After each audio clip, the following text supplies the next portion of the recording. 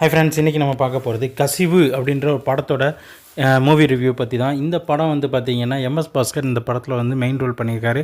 And then இன்னொரு பாட்டி ஒருத்தவங்க. ஸோ இந்த 2 பேர் தான் இந்த படத்தோட மெயின் ஹீரோயின்.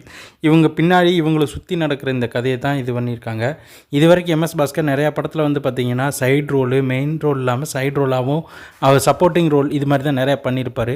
பட் இந்த படத்தில் வந்து பார்த்திங்கன்னா நம்ம எம்எஸ் பாஸ்கருக்கு ஹீரோ அப்படின்ற ஒரு ரோல் கொடுத்துருக்காங்க. தென் இவர் தான் இந்த கதையை முழுக்க நவட்டி கொண்டு போய்கிட்டு இருக்காரு அப்படின்றத இந்த படத்தோட கதை. ஒரு வயசான ஒரு தாத்தா, அவங்க ஊரில் இருக்கிற வயசான ஒரு பாட்டி. ஸோ இவங்க வந்து எப்படி வாழ்கிறாங்க, இவங்களோட வாழ்க்கை முறை எப்படி இருந்துச்சு அப்படின்றதான் இந்த படத்தோட முழு கதையும். கசிவு திரைப்படம் வந்து பார்த்திங்கன்னா நிறைய நேஷ்னல் அவார்ட்ஸ், அதாவது வெளியில் நிறைய அவார்ட்ஸை வந்து அது ஜெயிச்சிருக்கு அப்படின்னு சொல்லலாம். அதே மாதிரி இன்டர்நேஷ்னல் லெவல்லையும் இந்த படம் வந்து பார்த்திங்கன்னா நிறைய அவார்ட்ஸை வந்து ஜெயிச்சிருக்கு. அது மட்டும் இல்லாமல் இந்த படம் வந்து ஒரு நார்மலாக நம்ம கிராம பகுதியில் ஒரு வாழ்க்கை வாழ்கிற ஒரு தாத்தா, அவங்கள வந்து பார்த்திங்கன்னா நம்ம நேர்லேயே கிராமத்தில் இருக்கவங்க பார்க்கலாம். ஸோ கிராமத்து லைஃப்பை மிஸ் பண்ணுறவங்க கண்டிப்பாக இந்த படத்தை பார்த்தோம்னா அது வந்து அவங்களுக்கு ஒரு நிறைவை கொடுக்கணும் அப்படின்னு சொல்லலாம். ஒரு பாட்டி, ஒரு தாத்தா, அப்புறம் அவங்க சுற்றி இருக்கிற ஒரு 4-5 பசங்க, அந்த ஊர் பசங்க, சின்ன பசங்க. ஸோ இவங்கள பேஸ் பண்ணி தான் இந்த படமே இருக்குது.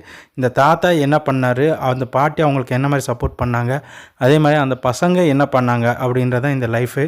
இதில் தாத்தாவோட பாதி லைஃப்லேருந்து ஸ்டார்ட் ஆகிற கதை, தாத்தா இறக்குற வரைக்கும் இந்த கதை போய்கிட்டே இருக்குது.